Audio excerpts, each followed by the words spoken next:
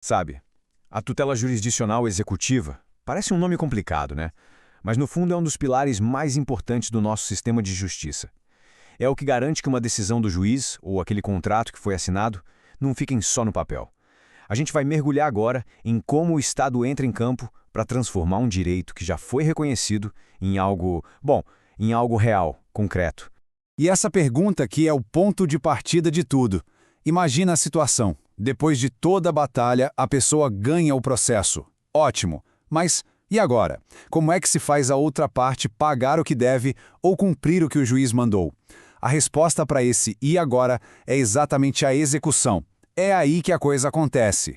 Então, tá aí a definição mais formal. A tutela executiva é basicamente o Estado agindo. É a força do Estado em campo para satisfazer um direito de forma forçada, percebe? Aqui a gente não está mais discutindo quem está certo ou errado, isso já foi decidido. A conversa agora é outra, é sobre como fazer esse direito virar realidade, usando as ferramentas que a lei dá para isso.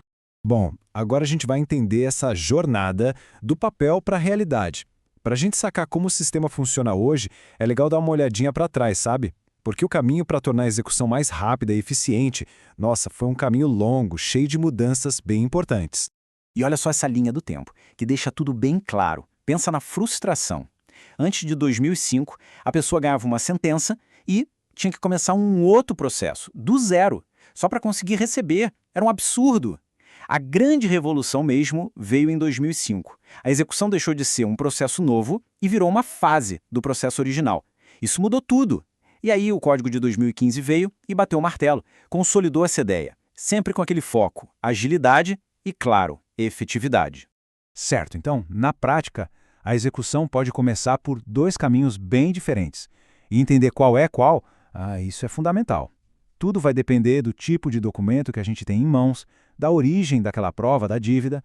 E essa tabela aqui ela resume tudo de um jeito perfeito. De um lado, o cumprimento de sentença. Pensa nele como uma continuação, uma fase nova no mesmo processo. Começa com um pedido simples. Já do outro lado, a execução de título extrajudicial. Essa é o começo de um jogo novo. É um processo autônomo que precisa de uma petição inicial, tudo do zero. E até o jeito do devedor se defender é diferente. Num caso é impugnação, no outro embargos à execução. São mundos diferentes. Mas afinal, o que são esses tais títulos judiciais? É simples. São os documentos que nascem ali, dentro do sistema judiciário.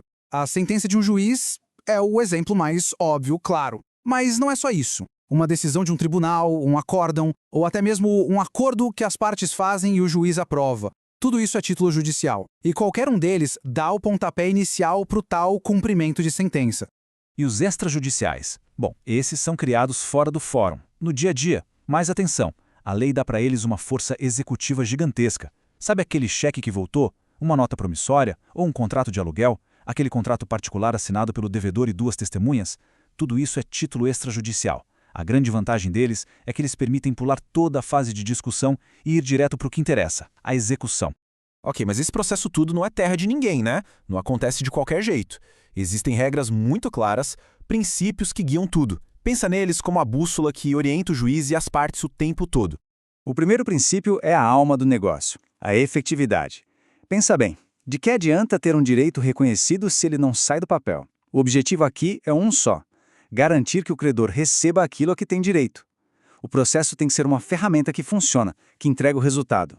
Simples assim. Agora, um ponto super importante. A execução vai atrás dos bens do devedor, não da pessoa. A responsabilidade é patrimonial. Ou seja, a cobrança é sobre o patrimônio, dinheiro, carro, casa, e não sobre a liberdade da pessoa.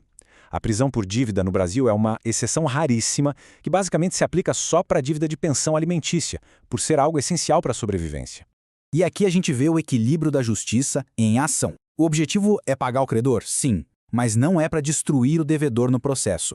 Esse princípio diz o seguinte: se existem vários jeitos de executar a dívida e todos eles funcionam, o juiz deve escolher o caminho que seja menos pesado, menos prejudicial para o devedor. É uma busca por um meio termo justo. E olha esse exemplo que deixa tudo cristalino. Imagina que o credor pede a penhora de todas as máquinas de uma fábrica. Isso ia quebrar a empresa, né? Acabar com a produção, gerar desemprego, seria um desastre. O que o juiz faz? Aplicando justamente esse princípio, ele pode dizer: calma lá, vamos buscar outros bens primeiro. Dinheiro em conta, talvez? Veículos? Algo que não inviabilize a empresa. Viu? É a teoria na prática.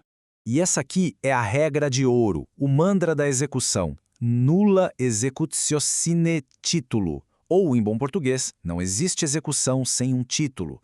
É o ingresso da festa. Sem um documento, seja ele judicial ou extrajudicial, que a lei reconheça como título, simplesmente não tem conversa. A máquina da execução nem começa a girar. E para que esse título funcione, a obrigação que está escrita nele precisa ter 3 características. Um trio indispensável. Se faltar uma delas, a porta da execução se fecha. Exato. São 3 requisitos. Um trio que precisa andar sempre junto. E aqui estão eles. Primeiro, certeza. Significa que não há dúvidas sobre a existência daquela obrigação. Está lá, claro como o dia. Segundo, liquidez. O valor é conhecido ou, pelo menos, pode ser encontrado com um cálculo simples. A gente sabe quanto é. E terceiro, exigibilidade.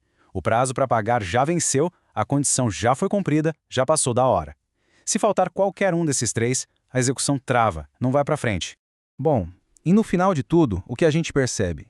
Que todos esses nomes, esses princípios, essas regras, se conectam a algo muito maior, que é a própria medida da justiça. A ideia de ter um sistema que não só promete, mas que entrega. E a gente termina com essa provocação para pensar. A tutela executiva, no fundo, não é só um detalhe técnico de processo. Ela é o teste final para saber se o direito tem força de verdade. Porque, vamos combinar, um direito que só existe no papel, que não pode ser transformado em realidade, corre um sério risco de não ser direito nenhum.